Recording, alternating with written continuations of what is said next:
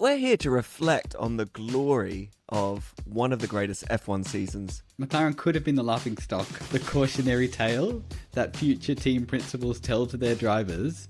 This was a true story of virtue of McLaren saying, we really, really, really aren't going to have a number one driver. It's a cutthroat business. They call it the Piranha Club for a reason. You had have told me Williams were going to finish 5th this season, I would probably have laughed in your face. That was like one of the most joyful moments of this season to me. Welcome back to Fresh Rubber. Here we are. Here we are once again at the end of the season. And Gav, we don't have a race to debrief on. So why are we here? What's going on? We're here to reflect on the glory of one of the greatest F1 seasons of all time. Given that we've only been watching F1 for 5 or 6 years, we're not OGs from the 90s, growing up sitting on our dad's lap, watching F1, knowing all the backstories. Although, Jace, you are a historian of the F1 genre and narrative, and you have a lot to dig into, I think, about past happenings. So, doesn't matter that you weren't sitting on your dad's lap watching F1 in the 90s. You probably weren't even born in the 90s. I was. Yeah, what a year. Like, what an incredible year. So much to talk about. And I think before coming onto this podcast, we decided that the best way to approach this year is and reflecting on it, is to talk about the things that really stood out to us. Like some of the grand narratives, the narratives that played out all the way across the season, but also some of the just crazy one-off moments, I think, that happened. And there was plenty of them. And as I've reflected this week, gosh, it was a tumultuous year. I mean, there was drivers who only got 2 races in a car, drivers who started and then got the flick, even though that driver was their manager. I'm talking about Jack Doohan. We're talking scandal at the highest levels with Christian Horner. We're talking the greatest of all time, Lewis Hamilton, going to Ferrari. Oh my gosh, where do we start, Jace? It is, I think, has to be up there as a contender for one of the greatest seasons in the modern F1 era. At least, come on. At least in the ground effect era, I'd say this was the best that F1 had to offer.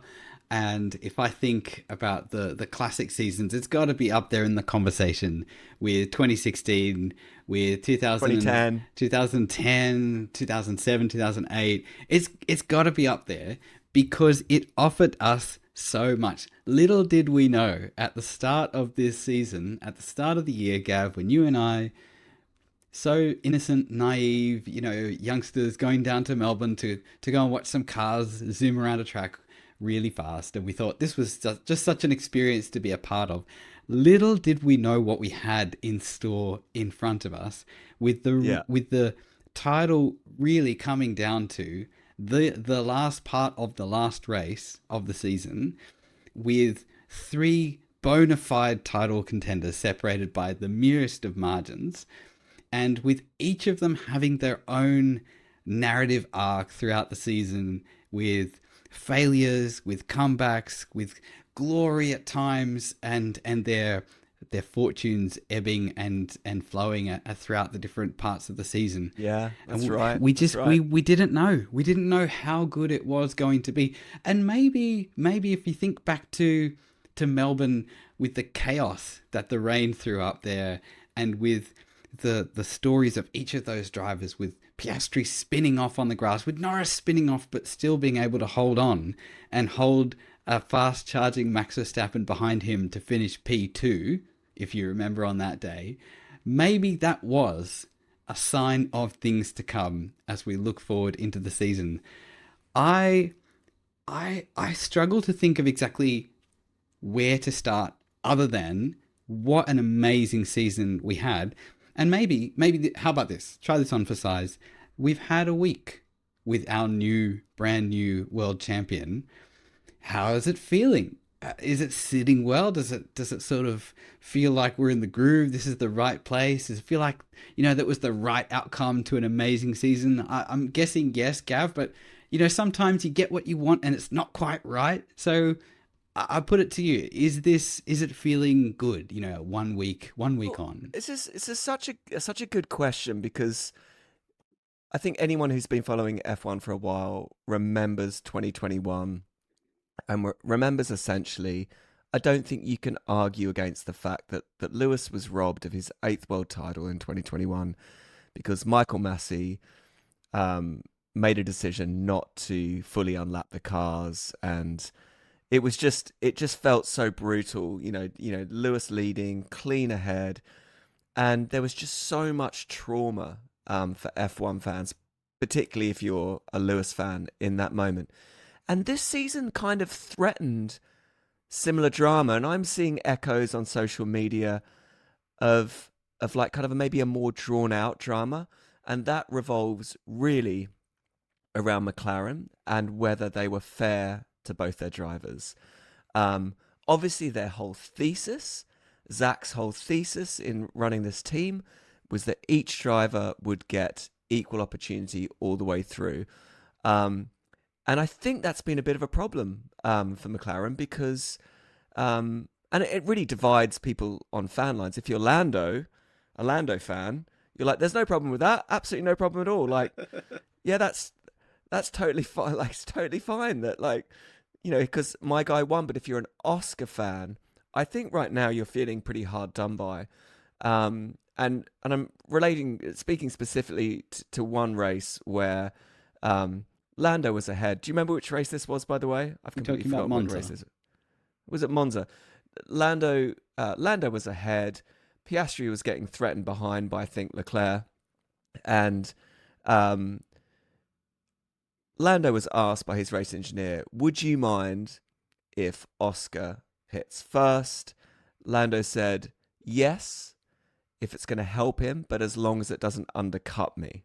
In other words, as long as he doesn't get fresh tyres on, race up the road and come out ahead of me. Little did he And know. of course, that's exactly what happened because then Lando had a very slow pit stop, 5 or 6 second pit stop, comes out behind his teammate. So Lando, in my mind, I don't know how you can argue against this. In my mind, Lando said, I'll help my teammate out as long as I don't get screwed over. Of course, that exact situation plays out. Piastri comes out ahead, and Piastri's asked to give the position back. Now, I think there's so much drama about that, but I think that has happened so many times in F1 that I've seen where you let the driver back through who was leading the race for the majority of the time. It's the fair thing to do. But that was like the moment that Piastri fans, the media, jumped on McLaren and were like, you prefer, like, Zach loves Lando. Zach just wants Lando to win. And it just didn't stop from that point on. Whether you agree with it or not, we will never know. Like, did Zach secretly always? I actually don't think so. No, When I Zach don't speaks, think so at all. when Zach speaks about fairness, I really think, he, for example, on the final race, if he really had have felt that way, they could have done team orders and said, Piastri, stay behind Lando and defend. Let's get Lando across the line. But they didn't. In fact, Piastri was completely free to overtake Lando in the first couple of laps and just race off down the track. So, but it's that kind of feeling that sometimes taints a world championship. I don't think it will ever not taint Max's world championship. I think everyone knows his first one in 2021 wasn't real, wasn't really real, shouldn't have really been his. It was gifted. It was gifted. Let me argue the point there with you. I fully agree that Hamilton was robbed in that moment at the end of Abu Dhabi 2021. But I will also go out and say Max Verstappen was a worthy champion that year. The way he drove, he and Hamilton came into that final round even on points. And you don't get a world championship on the final lap of the race unless you put in all the work throughout the season in order to be in that position. Totally agree. So, yeah. That's all.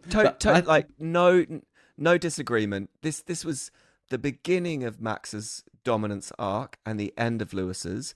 And so, yes, Max was driving on par with Lewis that year. However, anyway, I think what I'm trying to say is it left a bit of a bitter taste.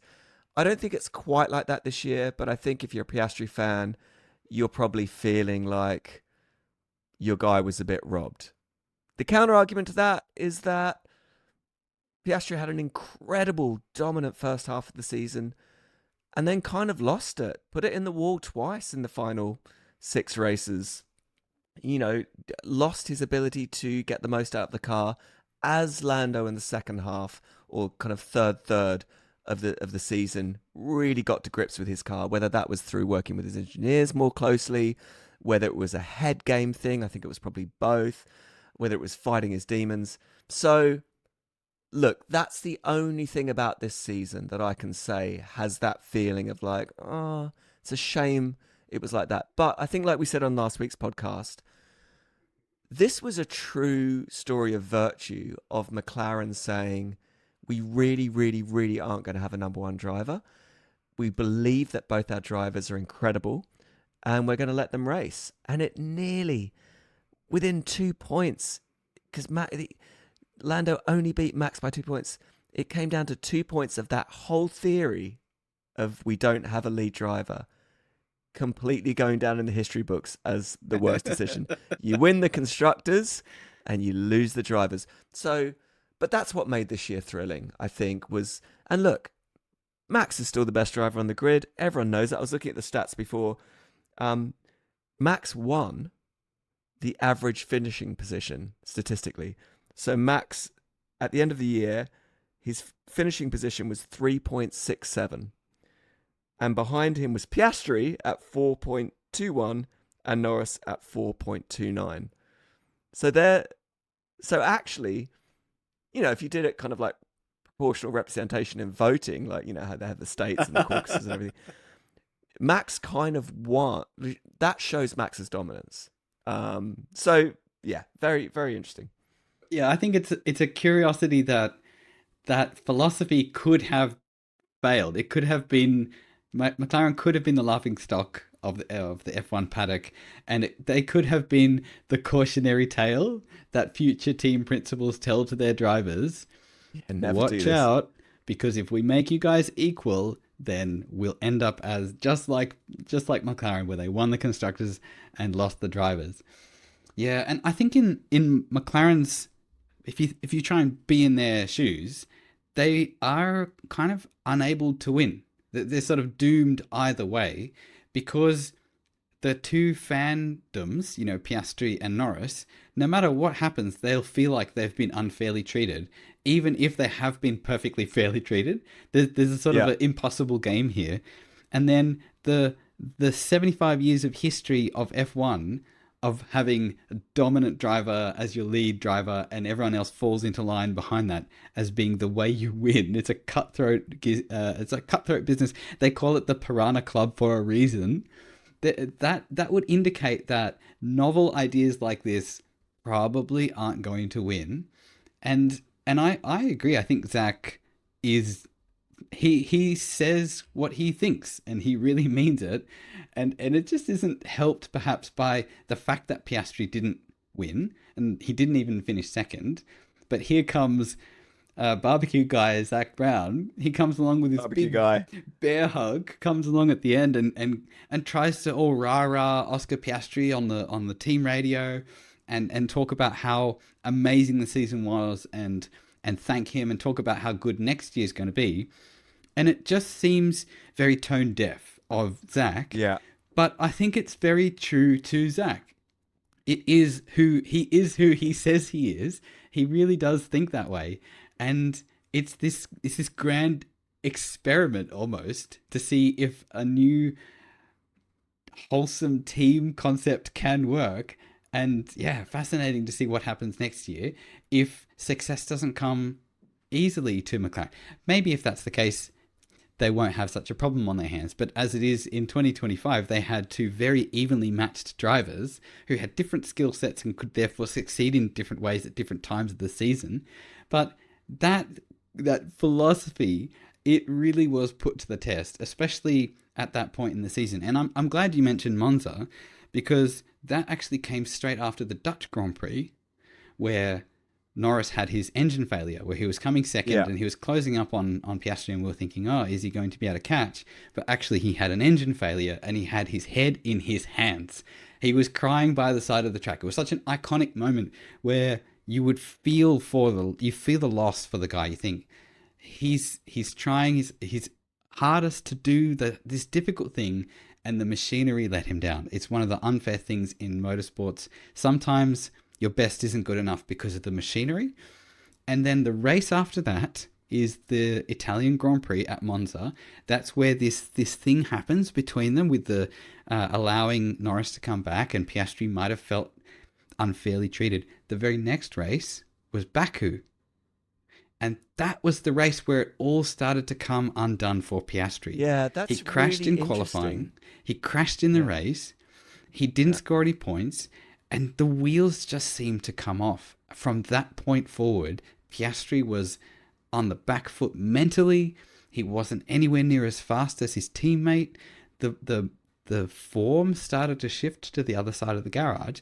And I think, looking at it from the outside, I would trace that back to Monza, to that fairness call that the team made in good faith at the time had ramifications throughout the rest of the season. Yeah, super interesting. I I mean that was only just the start of the drama this year, wasn't it? Like there was so much. I mean, we talked about how many people got fired or got the flick.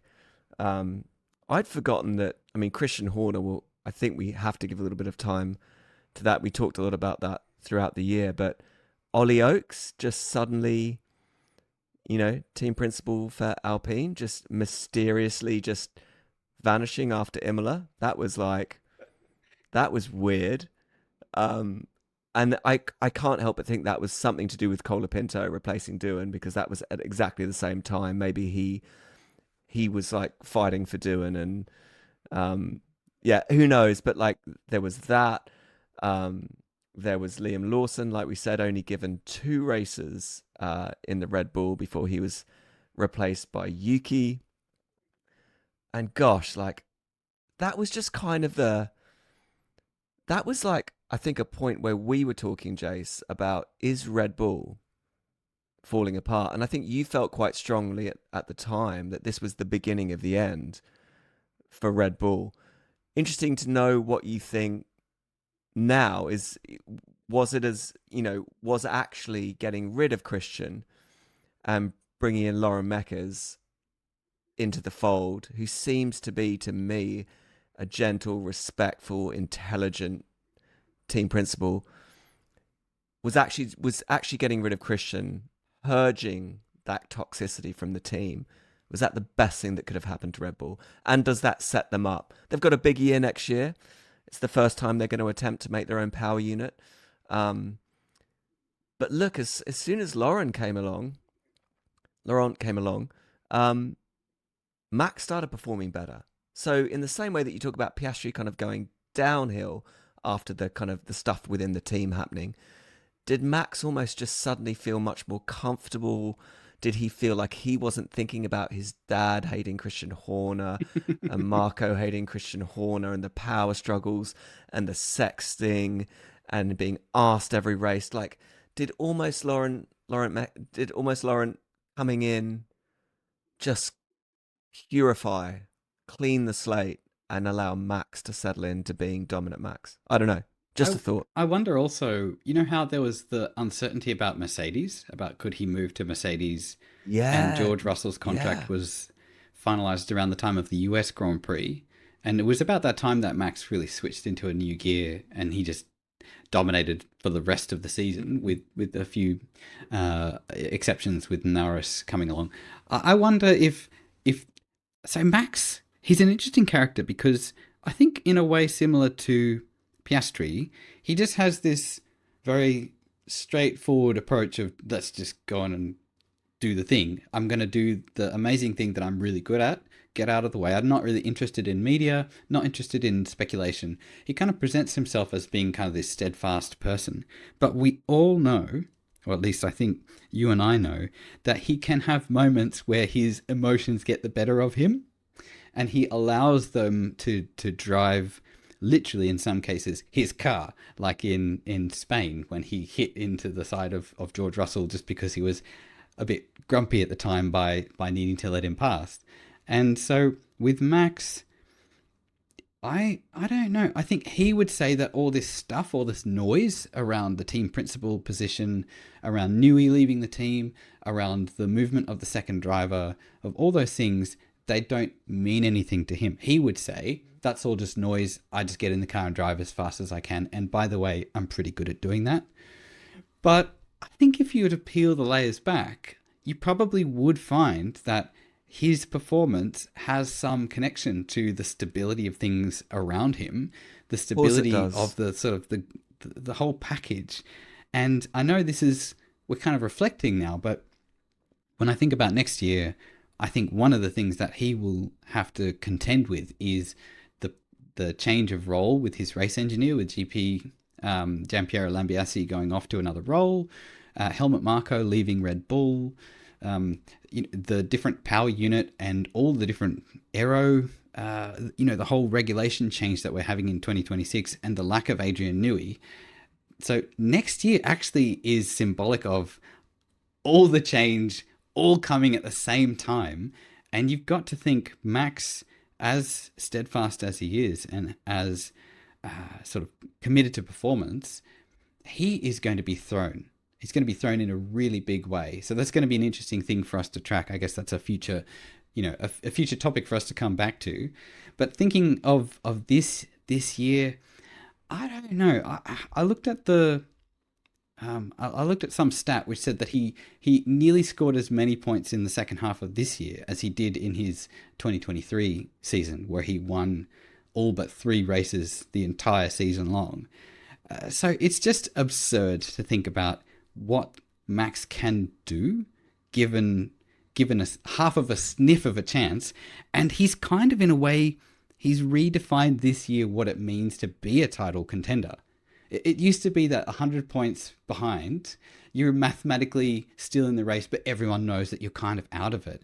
But for him to come from 104 points behind at, I think it was the Dutch Grand Prix, it was that many points behind Piastri, to just 2 points behind at the end in Abu Dhabi is astounding. It's a feat that's unimaginable in any other season. So that's what this season offered us. Not only this amazing dynamic between the two McLaren drivers, but also the kind of the Darth Vader of it all coming through with Max Verstappen chasing them down and basically saying, if you want this championship, you're going to have to pry it from my cold gloved hands. And that's where we are. But can we switch gears a little bit and talk about Lando just for a moment? Because I'm curious to know how you're vibing, having had Lando as world champion for a week. And I texted you during the week and said, I'm flip-flopping again because I'm kind of liking Lando. And you kind of laughed at me, and I think that's fair. I'm a total hypocrite. But the point I was trying to get at was some people take championships and success and that it sort of sits well on them, and they embody what we all, I think, want in a champion. And the way they act, the way they talk, the way they behave, you go, yeah, I'm glad that's the guy who's our new champion. Some people don't. They sort of cover themselves in glory. They gold plate their entire house. They sort of go overboard and rub it in everyone's faces. But I don't see that with Lando. I see more of the humility. I see more of that sort of human reflective quality coming through. And I just wanted to see what are you picking up from what's being put out there in terms of Norris as our new champion? Well, I think actually I find it quite overwhelming how much pomp and ceremony there is after someone wins. It all feels a little bit over the top to me. It's just a stream of like Lando in a nightclub, staying up to 4 a.m. Then it's this. Then it's back to the factory and like thousands of people. I don't know if it just triggers something in me of just like, oh, it's just too much. It's too much. I can't think of another sport in the world where they spend a week just like ramming event after event. But I think you're right. I think he wears it well. I do think he's a genuinely humble guy, as humble as you can be when you're a purebred competitive racer. Like there's only so much humility that can even exist in this world. You have to believe that you're the one. But yeah, I agree. There's not been a hint of arrogance. I think he's probably grateful to his team for giving him the machinery. We've talked about this. Like, maybe one of the greatest and worst things about F1 is that if you've got the quickest car or one of the quickest cars, you can be incredibly dominant. I've said this a long time on this podcast. A lot of those drivers would be fighting for a title if they had an extremely, extremely dominant car. I really believe that. Now, could they get the title? It means you've got to be consistent week in, week out. But there is something about this sport that clearly favors the construction of the vehicle and its ability to maintain that through the season. But to come back to your point, what I've been more impressed by is Oscar Piastri, because, you know, Max didn't show up. He said he had the flu. Did he have the flu? I don't know. He didn't show up to the F1 Brad Pitt movie, and every other driver on the grid did. Like, I'm not saying he's sulking about not winning, but he just doesn't feel part of the F1 family. You see them at all these dinners and these events, and often Max makes a reason not to be there. And it just feels a bit like I'm kind of better than this, or like, I don't know. I'm not down on Max. I really like Max. I've got a lot of time for him, but I do feel like, in the same way Lewis, when he gets interviewed after a race, almost these days feels like, I'm too good to be asked questions and I'm having a terrible time, so I'm not even going to give you an answer. But Piastri has really embodied such grace in defeat, particularly given his lead of 104 points over Max Verstappen at some point, and quite a lot of points over his teammate. I think it was like 30 or 40 points. He is up there cracking jokes, congratulating his teammate, being positive about his team. So anyone who says that he was unfairly treated, if he was, he's certainly doing a very good job at covering it up, because he's been so gracious in defeat. And it made me feel sad. I have to admit, I'm a diehard Lando fan, but I have really felt my heart go out to him this week, as he's had to, I suppose, watch this trophy get paraded around, which for the first half of the year was entirely in both his hands. It was basically, he'd probably already built a cabinet for it in his house back in Melbourne. Like, it was coming home, and then it suddenly wasn't. So yeah, I think Lando's a good winner. I think he's a genuinely humble guy. I think Piastri's a great loser. And I think Max is just like, why would I come to this thing? I'm just going to hang out with my new baby and whatever, maybe do some, I don't know, drive my ridiculous car around. Anyway, that's what I think, Jace. Yeah. Yeah, fair enough. I think Max just values extra time to get on his sim racing rig and do more laps around the Nordschleife. Yeah. Okay. And obviously hang out with his big year for Max. Had a baby, right? When did Max have a baby? About halfway through the year, had a baby. Yeah. Nuts. And Hamilton's long said that when you have a baby, you get slower. So that's clearly not happening in the Verstappen household. Can I just point something out to you? In the Constructors' Championship, so Ferrari finished fourth. They scored 398 points. Mm-hmm. Max Verstappen would have beaten the Scuderia Ferrari by himself. He scored 421 points. So Max by himself would have beaten the oldest, most successful storied team in F1. Let just let that sink in for a moment. I mean, just to caveat that, their car was pretty awful this year. That car was that plays into it. Max is great, but like, those guys really had to wrangle that car this year. It was just it seemed throughout the season like you'd have a race where it'd be like, I feel like Ferrari have got this thing quick again. They figured it out. And they've figured out, and then the next race would just be like, no. Or what would happen is they'd be quick in FP1 and you'd think, oh, okay, Yes. good. Yeah. Okay, they figured something out, and then they would muck about with something, or the FP1 session would be a daytime session and the race would be in the nighttime and the qualifying would be in the nighttime. So it was just a false dawn. I saw this hilarious video of Charles and Hamilton. This is a cartoon of them talking, and Charles is explaining to Lewis that at the end of the season, they enter the Ferrari hopium part of the cycle. And as they get into the start of the season, or towards the start of the season, that's when they enter the hypium part of the cycle. And then as they get into the season and things aren't going so well, that's when they enter the helpium part of the season, where they just, all they can do is ask for help from outside.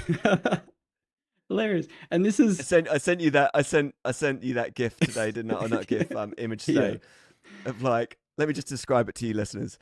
It's Leclerc and Hamilton on the set of GTA Grand Theft Auto, walking down the street with like kind of gang members around, and like, anything can happen in that world of Grand Theft Auto. They're in the hood basically, and they're walking down in their red kind of racing suits, and I think Leclerc is like, here we go again. And it's just like into the ghetto of Ferrari. Man, so I think we've talked about this. With Ferrari, wouldn't you say? We've talked about this, Chase. Like, it's... Like, obviously Leclerc outperformed Lewis this year quite profoundly. And I've got my theory on that he's used to the chaos. It's like if you grow up in a chaotic, dysfunctional family, you can kind of make the best of it. Whereas Lewis has come from the most pristine team where Toto Wolff is getting people to clean the toilets every minute in the hospitality range. He's got Bonner, one of the best race engineers of all time. He's in family. He's in comfort. It's a functional, Germanic, ordered family. And then he just enters like the pasta on the wall, pizza everywhere. No one's cleaning the toilets at Ferrari. The Broken race plates. engineers, broken plates. It's a melee. So he enters that world of chaos. Of course he didn't thrive. So what Lewis has got to do, somehow, in the next couple of months, if he has any life left in his poor body, any spirit, any flame of hope left, he has to work out who he can bring in. Is it an external person? Does he need to fight for a reorder? Does he need a new race engineer? Because that was disgusting. At the very end of Abu Dhabi, the final race of the year, Lewis on the radio to his engineer saying, thanks guys, thanks for all the work you've done this year, even though like he said it's been a nightmare.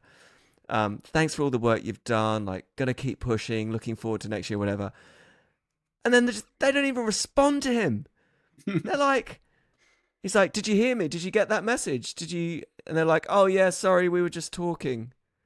It's just like, anyway, so if Lewis wants anything next year, then Ferrari have to make a good car, number one. And two, and maybe more importantly, something internally for him has to change. Because it's clear that Leclerc can deal with the chaos and make the best of it, but Lewis can't. Yeah, I think when you put it that way, Leclerc's got to be pretty happy with this outcome. Whilst... Yeah, where did he come? He finished... Fifth. Yeah, fifth. And he scored 90 odd points more than his teammate. So for Leclerc at the start of the season, the big question was, will Hamilton school him? Will Hamilton, the 7-time world champion, statistically in many ways the greatest of all time in our sport, will he come and wipe the floor with Leclerc? The odds were probably stacked against him given the cultural differences of this team, but he was facing that risk, and Leclerc had been coasting, you could say. He had wiped the floor with Vettel, and then Carlos Sainz had come along, and they'd sort of pushed each other a bit, but I think you'd say that Charles was the better driver of the two. You would. Yeah. Better in qualifying, more stable, although he had his moments. But along comes Hamilton, the GOAT, and you think, ooh, what's going to happen? Is it going to end in tears for Leclerc? And it has comprehensively not. He's shown that he can manage the chaos, as you've just said, and he's able to pull results out of the bin where that car ought to be, where Hamilton can't. And so at the end of this season, he's nowhere near closer to a world championship. So that's a failure on that front. You know, the whole point of being at Ferrari is to win a driver's world championship. So he's no closer to his goal, but he has not been unseated by this no longer threatening teammate of his. So for Leclerc, you got to be happy with the season, but you also have to think, where to from here? It's not happening at Ferrari. It's not looking likely to happen at Ferrari. Is he just going to be a Ferrari driver through and through, end his career in a couple of years' time, having never won anything of any merit or substance? Or is he going to take a bold choice and look for a better opportunity? Grass is greener elsewhere. Well, there's been a bit of chatter this week, and take this with a pinch of salt, if you will, that Red Bull are looking long term at Piastri, and McLaren are looking at Leclerc, if that happens. So 2027, there is some talk of that being a potential move. That would be very interesting. But yeah, what was I sent you that interesting clip from kind of 4 years ago or 5 years ago, something like that, where two F1 podcasters, much like ourselves, made this very bold statement that they fully backed up each other up on. That they said Lando will never win a world championship at McLaren. He needs to leave. Leaving McLaren is his only chance at ever fully realizing his dreams. And actually, that is, I just think that's such an, because I don't know if I thought that, but it never felt like we were going to get here with McLaren. But wouldn't it be awful if Leclerc did make a move somewhere else and then Ferrari produced a really dominant car, got their stuff, got their house sorted, and then whoever took his seat won a world championship? I feel like one of the best things about Lando's story is that he has been diehard faithful to that team. So maybe the right thing for Leclerc to do is to stick around, and to see if that dream, if they can eventually produce something. Because, like you said, ebbs and flows. Like, teams have dominance. We had Mercedes dominance, and we had Red Bull dominance, and we had McLaren dominance. It might be one of those three again, or it might be Ferrari's turn next year. You just don't know. So, and of course, we saw Hamilton leave Mercedes just as they begun to turn their car completely around and become actually a really good car again. So sometimes leaving is the right thing to do. Like when Lewis went to Mercedes, it was the right thing to do. Leaving sometimes McLaren. It's the wrong. Yeah, leaving McLaren. Sometimes it's the wrong thing to do. Very hard to judge that. Yeah, and it's also very hard to judge that at the right time as well, because, as you say, if Leclerc leaves, if Leclerc leaves now, it would be silly because we're just about to have a new regulation set with a whole new reset of the competitive order. So leaving now, you have no knowledge of how the other team is going to perform. So you may as well stay where you are and see how it goes. And give it another year. And we'll see if we get ourselves a return to the GOAT of Lewis Hamilton, or if it'll actually be another season where he's basically blaming himself in the interview pens after getting knocked out in Q1, which I'm not here for. I don't want to see that. I will really struggle, I think, this year coming if we get more of that. And I would wonder, this is a question, if we get that kind of season from Hamilton midway through the season, do you think he'll stick it out? Do you think he'll go the distance if it's not working out for him? What do you reckon? It's a really good question. I think he will. I don't think, my gut is with Hamilton, he would see it through to the end. But yeah, I mean, maybe he won't be given a choice. That's the other side of the coin. Maybe an opportunity will come up. A deal will be done. You know, it would be cool. I mean, imagine firing the GOAT. That's going to be a hard conversation, isn't it? You know, sorry, Lewis, you've lost your seat. We'll pay you out. We'll pay you out of your contract. Thank you so much. You gave it a really good shot. we've just secured a deal with Isaac Hadjar. He's coming into the seat. Oh, wow. So in the early 90s, you mentioned I'm a historian. So in the early 90s, Alain Prost, three-time world champion, was driving for Ferrari. Actually, two-time world champion at the time. He was driving for Ferrari and he made public comments about how bad the car was, and Ferrari fired him. They dropped him. I think it was mid-season.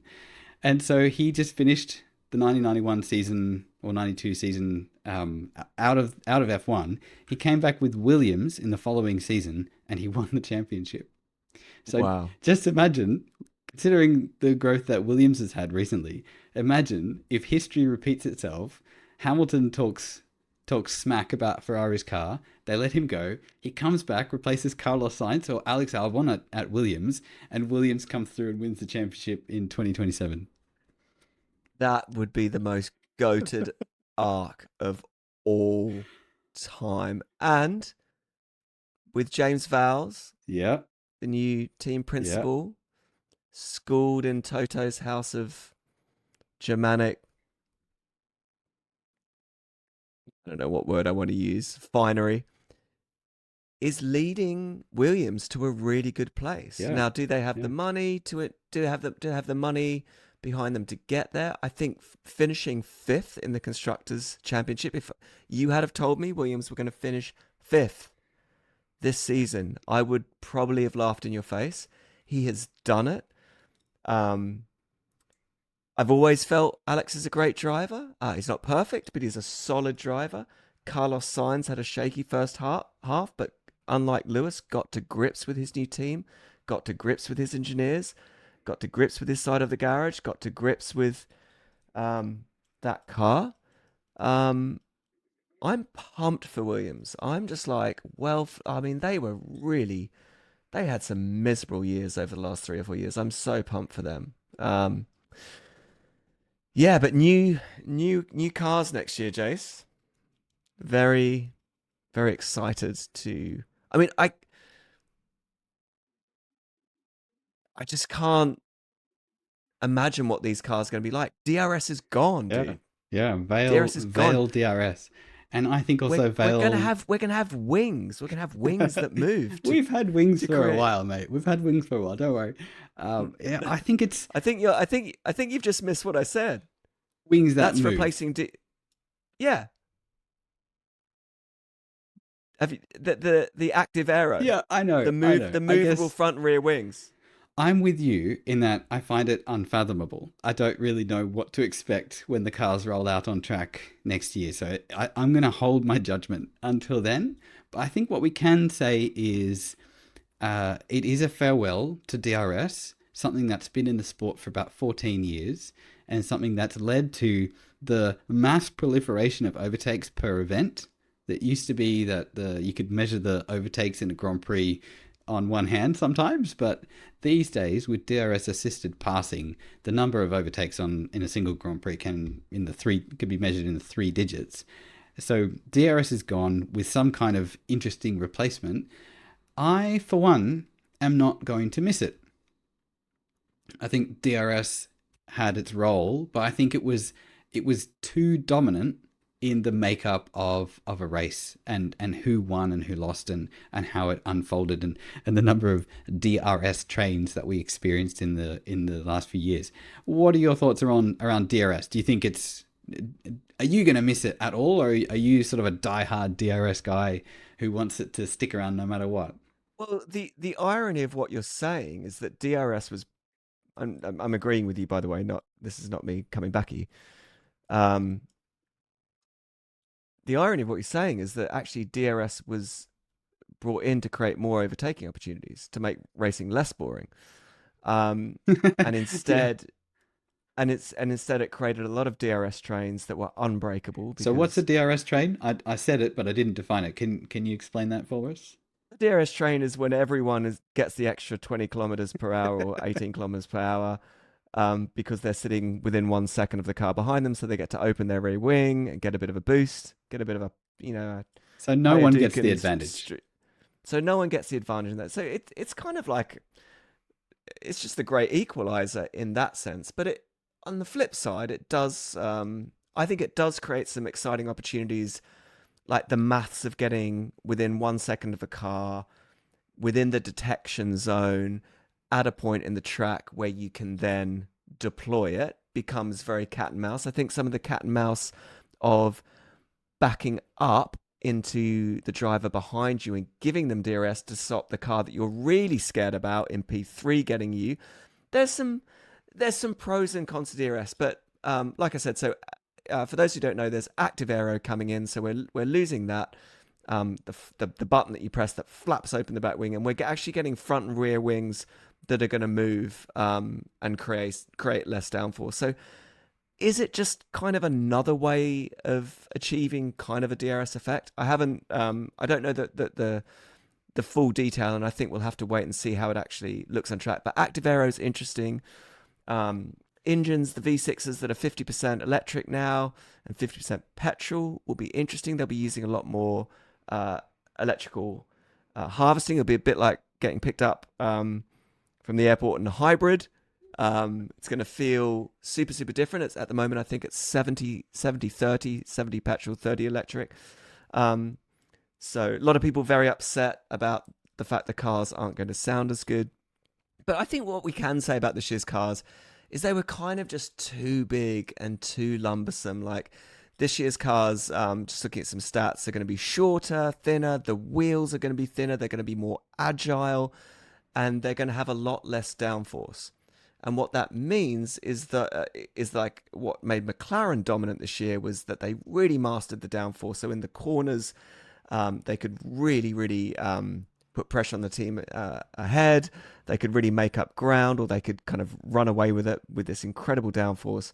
We're not going to have as much downforce next year. How do you feel about the downforce issue having less? Do you think that's good, or do you think that's that makes racing a little bit less on the nose? I think it's going to be trickier, right? Hitting some of these corners with less downforce. They'll just do it slower. I think this is the time-honored tradition of the governing body doing things, introducing things to slow down the teams, and the teams doing things to try and work around those constraints.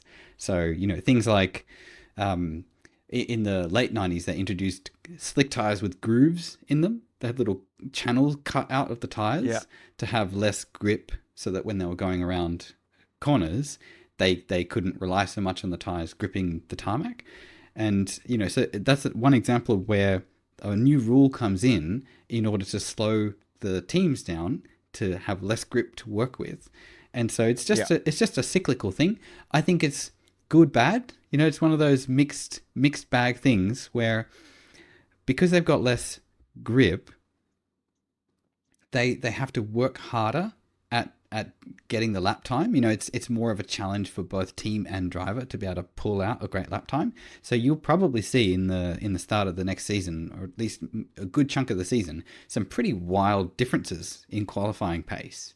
Some teams will just nail it and they'll be right at the top dominating, and others will be going, what on earth are they doing? And how can we get some of that magic too? Yeah, that's exactly what will happen. They'll have completely lost the plot, and they'll be playing catch up. And there might be some embarrassments. So I think, watch out, Red Bull. I predict there being some embarrassment for them. But I think in terms of... But they feel like it will create better racing. That's what they feel like it's going to do. I don't think it will, necessarily. I don't think it will. Well, because if you look at... It's 30% less downforce. Like, that's a huge chunk. Yes. That's huge. You're right. That will mean that they are going to have to drive slower into corners. It will also mean that they'll go faster on straight. So we'll get some electric racing on the straight.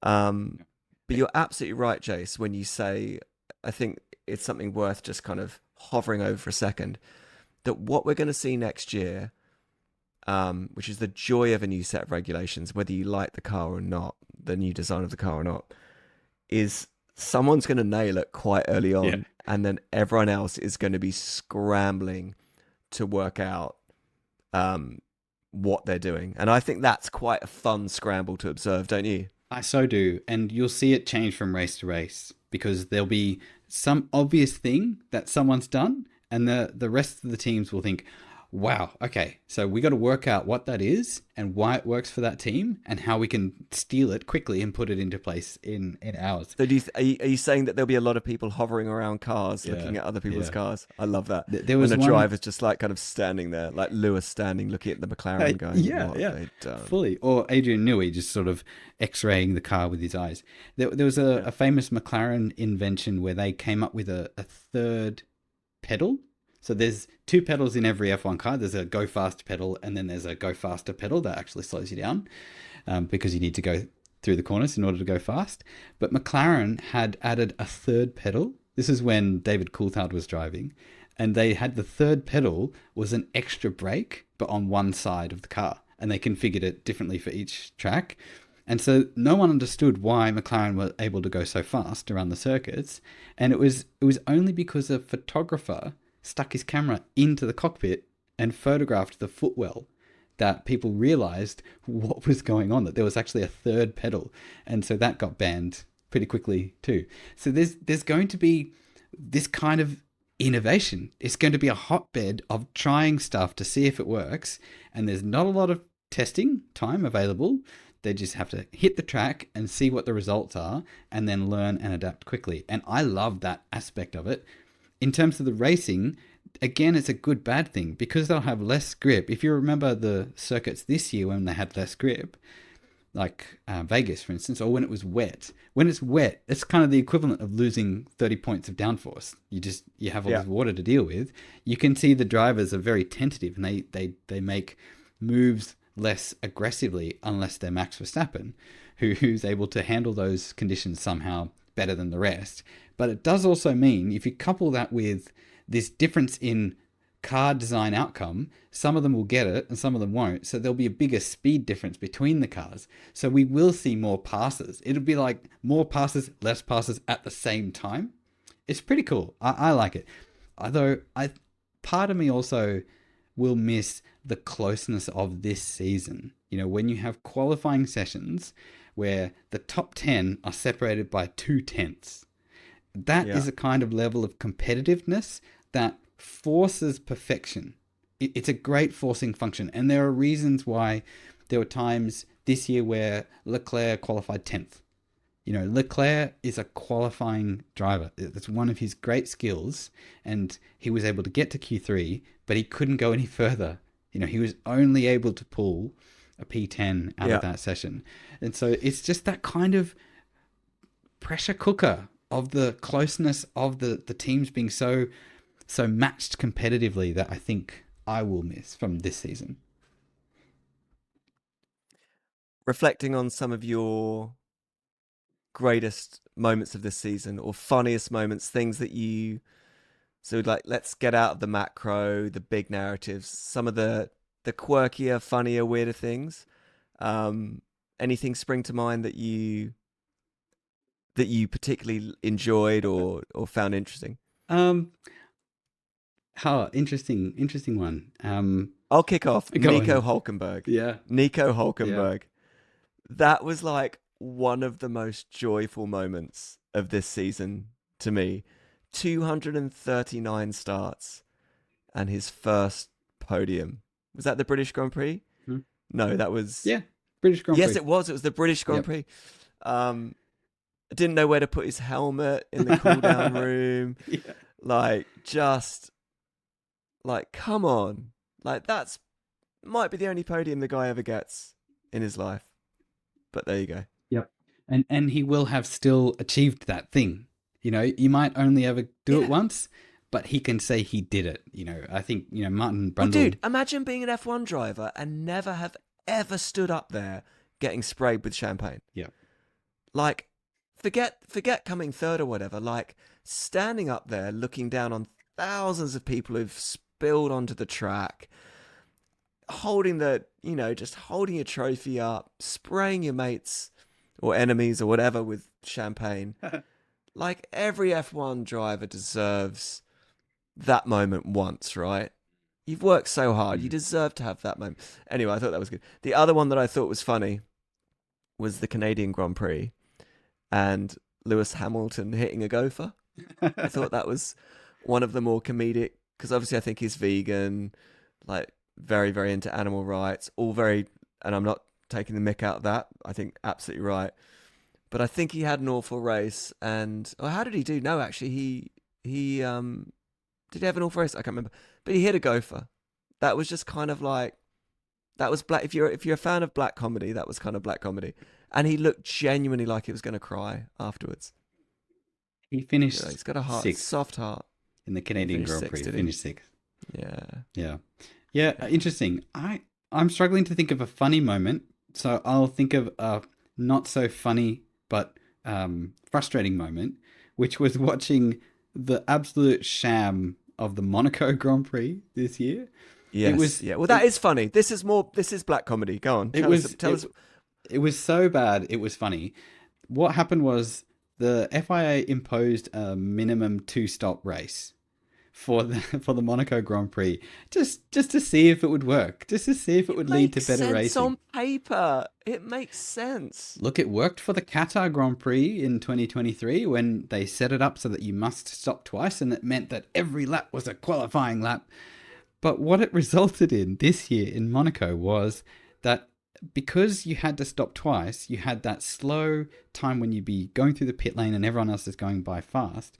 So drivers, in the way they qualified, they ended up just teammates working with each other to drive as slowly as possible, because you can't overtake in Monaco, to create a pit stop window for their other team member, and then swapping places and doing it again. And I think it was both the Mercedes and the Williams drivers that Williams ended did up it doing bad. they ended up doing two stops for each driver without losing a place. They were able to stop twice and not get overtaken. So that was just an absolutely shambolic race. It was like you could have walked the streets of Monaco faster by the end of it. That was a complete shambles. So the super black comedy moment of just watching the consequences of your choices play out in front of you. That was terrible. Lando You know won that what? Do you know race. what? Also, he did, and he actually Lando set the fastest lap, broke the fastest lap for that as well. Set the record for Monaco. So that was a big moment for him. Qatar also irritated me, like Pirelli. Don't know if you guys remember, but well, it was only a couple of races ago, so I'm sure you do. But Pirelli insisted on a 25 lap max on the tires because they were worried about their integrity on that track. And I just thought, like, make a tire that can. If you know that, you must have known that was going to be a thing for a long time. Like, make a tire that can do that, because that ended up being a disaster of a race for that reason. Everyone coming in on exactly the same, kind of. Well, obviously everyone came in the safety car except McLaren, but I just don't like. I don't like rigidity in Formula One. I didn't like it in Monaco. I think I maybe didn't like it even more in Qatar. I don't like that. I don't think, like, just let Monaco be a boring race. Like, that's Absolutely. kind of just like let it be the boring old race in like this glitzy city. Like, let it all be about the qualifying. It's okay if a race is just about the qualifying. Let them race in Lego cars. Either allow it to be a boring race. You suggested that, didn't you? I don't think we had Lego. Lego cars was the previous round in Miami. Like, try something genuinely different. Not just Was it go-karts? Did we say, like, let's just let them go out in go-karts on that go-karts race? would have been so much better. There's something about the prestige of Monaco that just gives it a free pass. People think, well, we can't get rid of it because it's this jewel in the crown of F1. And I think to some degree it's very popular for non F1 fans. You get a lot of people tuning into F1 in Monaco because of the glitz and the glamour. But it's such an underwhelming intro to the sport, if you're new to F1, to watch the Monaco Grand Prix, to turn up excited, and then to have this. This is not the F1 that we all paid for. This is not the F1 that we signed up for. But the most thrilling qualify, I would argue, one of the most, if not the most thrilling quali session of the year to me. Like, when you're in the driver's eye view, when you're in the driver, the head cam, and you're watching that lap, the jeopardy is. I watched Lando's lap where he set. I rewatched Lando's lap a couple of days ago where he set the fastest lap ever on that track, and I found it hard to watch, like just the tunnel coming out into the blinding light. How he must have been centimeters away from the sidewalls. Like it's a thrilling quali lap. But I agree with you. Look, it's history. It's a beautiful place to watch a GP. It's iconic.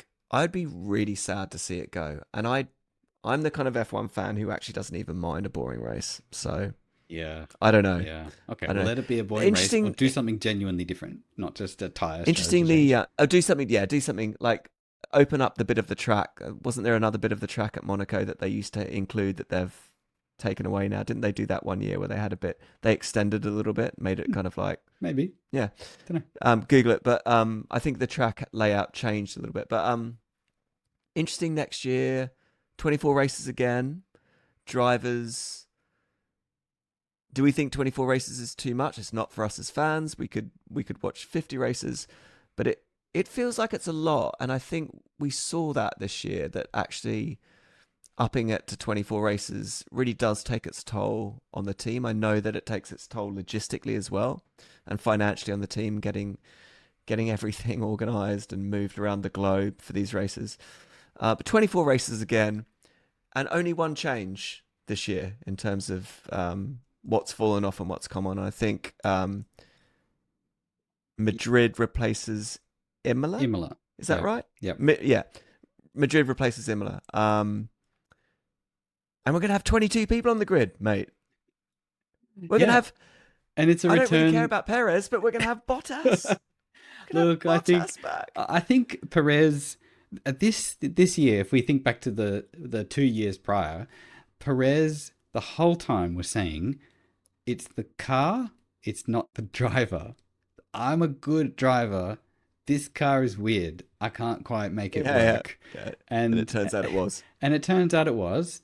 And so Red Bull have gone through, they've just like changed light bulbs a number of times, and they've just done it again. They've said farewell to Yuki Tsunoda and brought in Isaac Hadjar. And you think that's on a hiding to nothing. I don't know why you would, I guess he felt like he had to accept that, when it came in from Helmut Marko. But I think the return of Perez, even though Cadillac will probably have some challenges operationally in getting up to speed, but I think it'll be his opportunity to put a stamp on him not being such a rubbish driver after all, and to kind of rewrite the narrative. And alongside probably the most iconic, fun, surprisingly fun driver in Valtteri Bottas, having revamped his image from being sort of Lewis Hamilton's dull, dry, Finnish number 2 driver in his time in Sauber. He's come back as a bogan Aussie, as an honorary bogan Aussie, complete with mullet and